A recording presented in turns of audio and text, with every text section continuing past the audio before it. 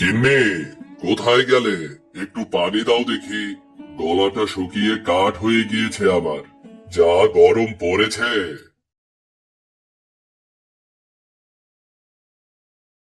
নাও পানি, ভাতও এনেছি, খেয়ে নাও।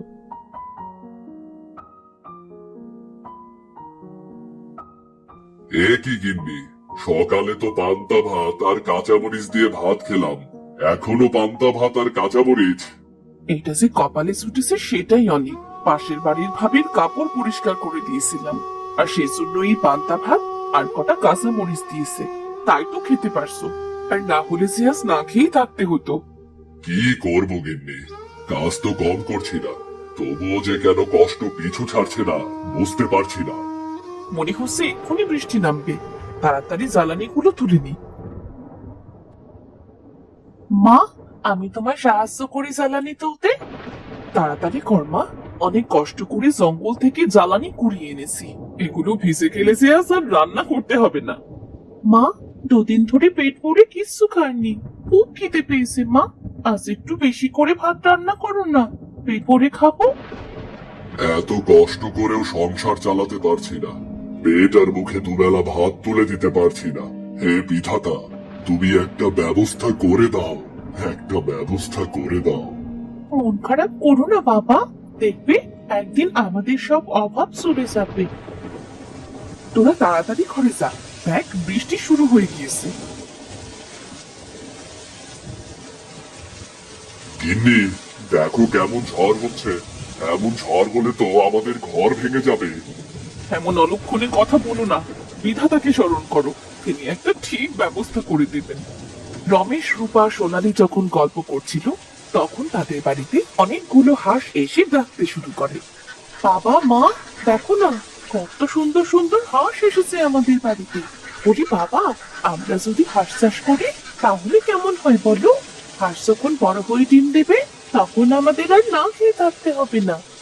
কথাটা তুই মন্দ বলিস নি রে মা, কিন্তু হাঁস কেনার মতো টাকা যে আমার কাছে নেই রে। বাবা, আমরা সবাই মিলে পরিশ্রম করব, টাকা জোগাড় করব। সে সময় হলে দেখা যাবে। তোরা এবার থাম তো। বলি শুনছো, দেখতে দেখতে তো সন্ধে হতে চললো, বৃষ্টি থামার তো কোনো নাম গন্ধও নেই। তবে কি আজও না খেয়ে থাকতে হবে? গিন্নি, ঝড় কম হয়ে গিয়েছে, আমি বাজারে যাচ্ছি কাঠগুলো বিক্রি করতে।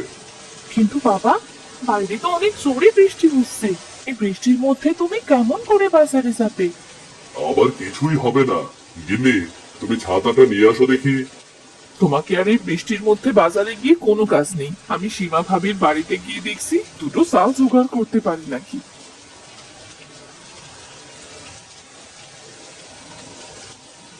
এই বলে রূপা একটা ছাতা নিয়ে সীমাদের বাড়িতে যায়, আর সীমাকে সব খুলে বলে। বলি আপনার জন্য কি আমি চাল নিয়ে বসে আছি নাকি? প্রতিদিন কিছু না কিছুর জন্য তো আসতেই থাকেন। আসলে ভাবি, বৃষ্টির জন্য আপনার ভাই কাঠ বিক্রি করতে যেতে পারেনি, কিন্তু আপনি তো ঠিক চাল নিতে চলে এসেছেন। বলি আমি কোনো চাল দিতে পারবো না, সকালে রান্না করা কিছু ভাত আর তরকারি আছে, গরুকে দেবার জন্য রেখেছিলাম, আপনি বরং সেটাই নিয়ে যান। ঠিক আছে ভাবি, আপনি বরং সেটাই দিন।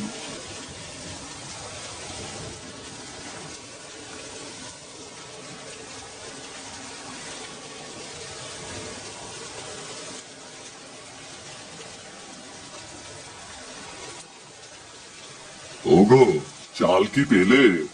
না, সীমা ভাবি চাল না দিয়ে অনেক অপমান করেছে, তবে সকালে কিছু বাসি ভাত দিয়েছে। আজ বরং এটা খেয়ে দিন কাটিয়ে দাও। আমার জন্য তোমাদের কত কথাই না শুনতে হয়। না, এবার থেকে আমাকে আরো পরিশ্রম করতে হবে।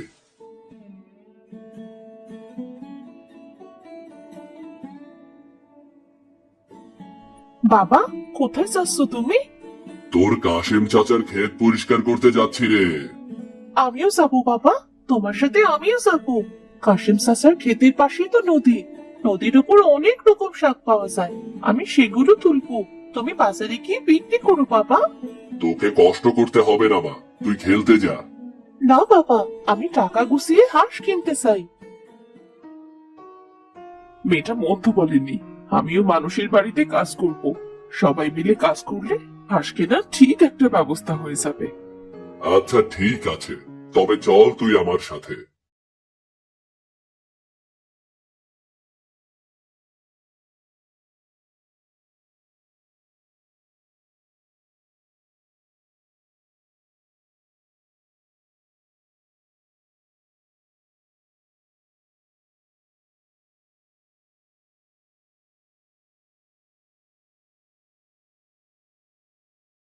মালতী মাসি, আমার কাজ শেষ গো। যদি টাকাটা দিতে তবে চলে যেতাম গো। এই নাও তোমার টাকা। আজ তুমি আমার অনেক বড় উপকার করলে। শরীরটা যে আমার বড্ড খারাপ, উঠতেই পারছি না। তুমি না এলে গরু তো না খেয়ে থাকতো। আমারও টাকাটা দরকার মাসি। আসলে মেয়েটা জেদ ধরেছে হাঁস পুষবে, কিন্তু হাঁস কেনার মতো তো টাকা নেই, তাই আর কি। এটা তো খুব ভালো কথা। একবার যদি অনেকগুলো হাঁস কিনতে পারো তবে তোমাদের আর অভাব থাকবে না। দোয়া করো মাসি, আমি আসি তবে। বাবা, তুমি তাহলে ক্ষেতটা পরিষ্কার করো, আমি নদীর ওপর থেকে শাকগুলো তুলে নিই। এই বলে সোনালি যায় নদীর পাড়ে শাক তুলতে, আর রমেশ এদিকে ক্ষেত পরিষ্কার করতে থাকে।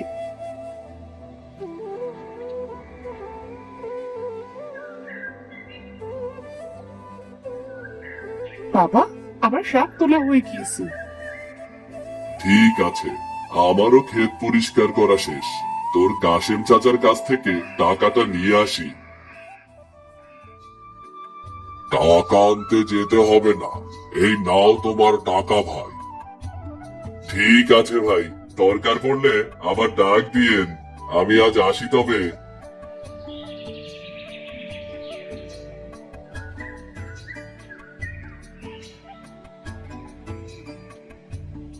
গিন্নি, ও গিন্নি, কোথায় গেলে? আমি বাজারে যাচ্ছি শাক বিক্রি করতে। দাঁড়াও, আমার কাছেও কিছু টাকা আছে। আজ কাজ করে পেয়েছি, এই টাকাও নিয়ে যাও। যদি কম দামের ভেতরে হাঁস পাও তবে কিছু হাঁস নিয়ে এসো। ঠিক আছে গিন্নি। এই বলে রমেশ শাক বিক্রি করতে বাজারে চলে যায়।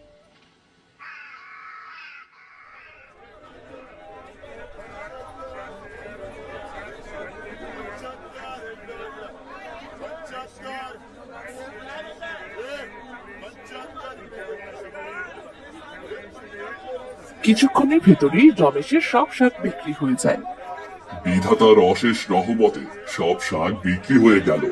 ওই তো একটা লোক হাঁসের বাচ্চা বিক্রি করছে। আমার কাছে যা টাকা আছে সেটা দিয়ে তো আর বড় হাঁস কেনা যাবে না। আমি বরং হাঁসের বাচ্চা কিনে নিয়ে যাই।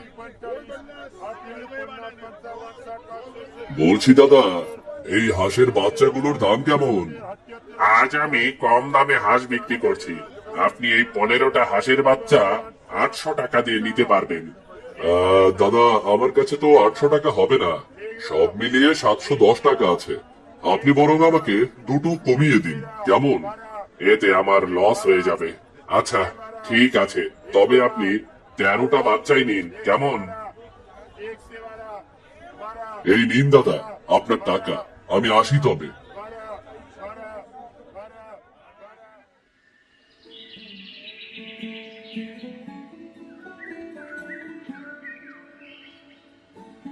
বাবা, তুমি হাঁসের বাচ্চা এনেছো? আমার খুব আনন্দ হচ্ছে বাবা। আমাদেরও আজ থেকে অনেক হাঁস হলো। ওগো, এতগুলো যে হাঁসের বাচ্চা আনলে, তা এত হাঁস বড় হলে তুমি রাখবে কোথায়? আর তাছাড়া ওদের জন্য খাবার এনেছো, আজ ওদের কি খেতে দেবে? না গিন্নি, হাঁস কিনে সব শেষ হয়ে গিয়েছে। আচ্ছা মা, আমি হাঁসগুলোকে ছেড়ে দিয়ে চারপাশটা ঘুরিয়ে নিয়ে বেড়াই। ওরা পোকামাকড় কুটে কুটে খাবে, আর কাল একটা ঠিক ব্যবস্থা করা যাবে। তবে তুই দেখ, কিছু খাওয়াতে পারিস নাকি? লতা ভাবির কাপড় পরিষ্কার করে দেওয়ায় সে কিছু চাল দিয়েছে, আমি বরং সেটাই রান্না করি। এই বলে রূপা রান্না করতে চলে যায়, আর সোনালী হাঁসের বাচ্চাগুলোকে ছেড়ে দেয় পোকামাকড় খাওয়ানোর জন্য। হাঁসের বাচ্চা কিছু না খাওয়ায় সোনালী ঘরে চলে যায়। এই ফাঁকে হাঁসের বাচ্চাগুলো হাঁটতে হাঁটতে একসময় সোনালীদের বাড়ির পাশে পুকুরে চলে আসে। মা, ও মা, হাঁসের বাচ্চাগুলোকে যে কোথাও দেখছি না, ওরা গেল কোথায় সব? ওদের কোথায় রেখে গিয়েছিলি? কত আশা করে নিয়ে এসেছিলাম ওগুলোকে, সেই আশা বুঝি আর পূর্ণ হলো না। আসলে মা, হাঁসের বাচ্চাগুলো কিছুই খাচ্ছিল না, তাই ঘরে গিয়েছিলাম ওদের খাবার মতো কিছু আছে কিনা তাই খুঁজতে। এসে দেখি। আরে মেয়েটাকে বকাবকি না করে তাড়াতাড়ি হাঁসগুলো খোঁজো, না হলে যে শেয়াল কুকুরে ধরে খাবে। তারা সবাই মিলে হাঁসের বাচ্চাগুলো খুঁজতে শুরু করে। হঠাৎ সোনালি দেখে তাদের বাড়ির পুকুর পাড়ে তাদের হাঁসের বাচ্চাগুলো ঘাস খাচ্ছে। মা, বাবা, ওই তো আমাদের হাঁসগুলি পুকুর পাড়ে কি সুন্দর করে ঘাস খাচ্ছে। আরে তাই তো মা, এখন থেকে আর হাঁসের চিন্তা করতে হবে না, এই পুকুর পাড়ের ঘাস খেয়ে ওরা বড় হবে। কথাটা মন্দ বলিসনি, কিন্তু ওদের কোথায় রাখবো? তেমন জায়গায় তো নেই। কেন বাবা, তুমি এই পুকুর পাড়ে হাঁসগুলো থাকার জায়গা করে দাও। তাছাড়া এই পুকুর তো আমাদেরই, এখানে হাঁস পুষলে অনেক ভালো হবে, ওদের গোসল করতেও সুবিধা হবে। বলি আমরা বরং এই পুকুরে ছোট ছোট মাছ ছাড়বো। শুনেছি মাছ খেলে হাঁস অনেক বড় হয় আর তাড়াতাড়ি ডিম পাড়ে। হাঁসগুলো ভালোভাবে বড় করার জন্য আমাদের সবাইকে অনেক পরিশ্রম করতে হবে। মা সোনালি, হাঁসের বাচ্চাগুলোর পেট ভরে গিয়েছে, আজ এদের বাড়িতে নিয়ে চল। কাল ওই পুকুর পাড়েই আমি হাঁসের জন্য ঘর বানিয়ে দেব। ঠিক আছে বাবা।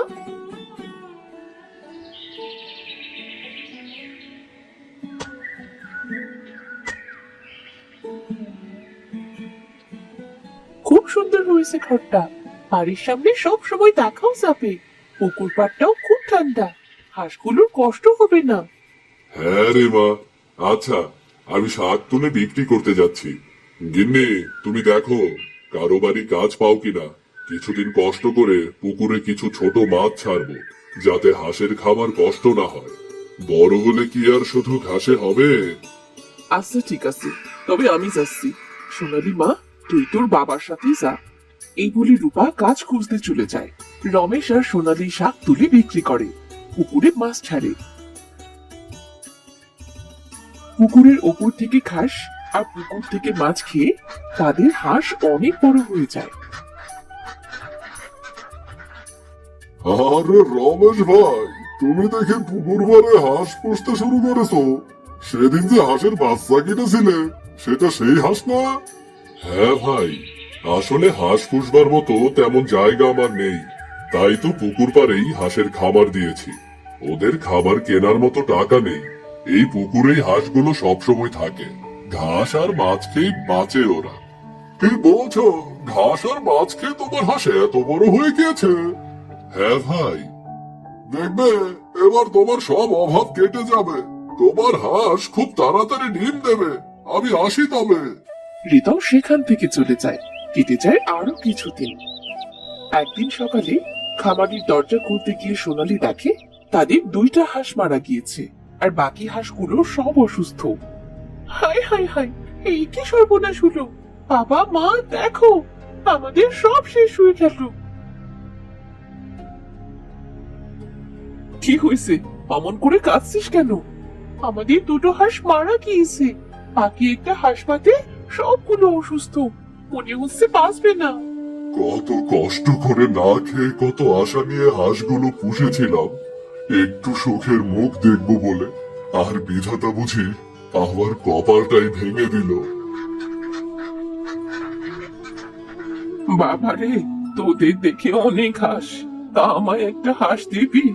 অনেকদিন হাঁসের মাংস খাইনি। আসলে বুড়িমা, আমাদের হাঁসগুলো যে অসুখ করেছে। ওই তো, ওই ভালো হাঁসটা আমায় দিবি? ওই একটি হাঁসই ভালো আছে, তুমি যেহেতু চাইছো, তবেও হাঁসটা তুমি নিয়ে যাও।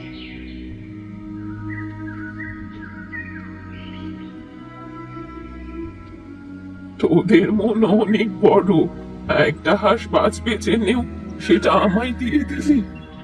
একটা হাঁস দিয়ে আর কি হবে বুড়িমা? কত কষ্ট করে জায়গা না থাকায় পুকুর পাড়ে হাঁস পুষেছিলাম। জানি না কি হলো সব হাঁসের, সব অসুখ করেছে। পুকুর পাড় তো ভেজা স্যাঁতসেঁতে জায়গা, পুকুরের পাড় থেকে একটু দূরে খামার করতে পারতি বাবা। এমন স্যাঁতসেঁতে জায়গায় তো হাঁসের অসুখ করবেই। হাঁসেরা পানিতে থাকে ঠিকই, কিন্তু রাতে তো তাদের শুকনো জায়গার দরকার। কি করবো বুড়িমা, এই জায়গা ছাড়া আমার যে আর কোনো জায়গা নেই। এই হাঁসগুলো আমার শেষ সম্বল ছিল গো বুড়িমা, আমার শেষ সম্বল ছিল। কাঁদিস না বাবা, এই ওষুধ তোর সব হাঁসেদের খাইয়ে দে, দেখবি সব হাঁস ভালো হয়ে যাবে। আর 2 দিনের ভেতর হাঁস ডিমও দিতে শুরু করবে। তুমি সত্যি বলছো বুড়িমা? হ্যাঁ রে দিদি ভাই, এখন থেকে আর কোনোদিন তোদের হাঁসের অসুখ করবে না, ডিম দেয়াও বন্ধ করবে না। এটা আমাকে এই হাঁসটা দেবার উপহার।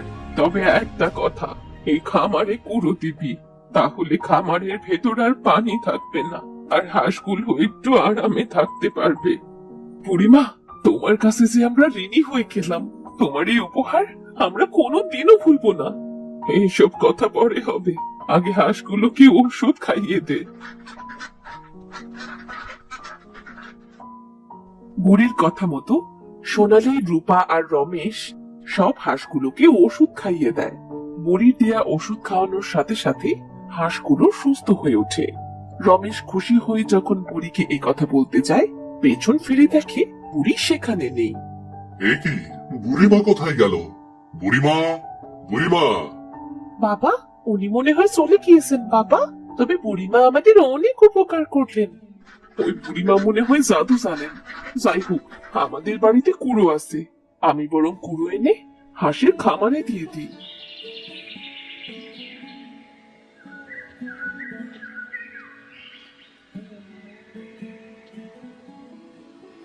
রূপা বাড়ি থেকে কুড়ো এনে হাঁসের খামারে দিয়ে দেয়। 2-3 দিন পর সোনালী পুকুর পাড়ে গিয়ে দেখে সেখানে অনেকগুলো ডিম। মা, বাবা, তোমরা দেখে যাও, আমাদের হাঁস পুকুর পাড়ে ডিম দিয়েছে। সত্যি তো? বুড়িমার কথা সত্যি হলো। বাবা, এখন থেকে আমাদের এই হাঁস আর ডিম পাড়া বন্ধ করবে না। এখন থেকে আমাদের সব অভাব চলে যাবে বাবা। তুই ঠিক বলেছিস মা। আমি ডিমগুলো বিক্রি করে বাজার করে আনি। এখন থেকে আর আমাদের না খেয়ে থাকতে হবে না রে মা।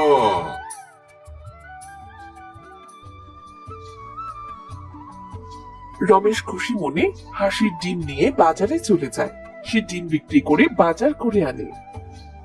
আর এরপর থেকে তাদের সবগুলো হাঁসে প্রতিদিন ডিম দিতে শুরু করে, যা বিক্রি করে তাদের সংসারটা ভালোভাবেই চলে যায়।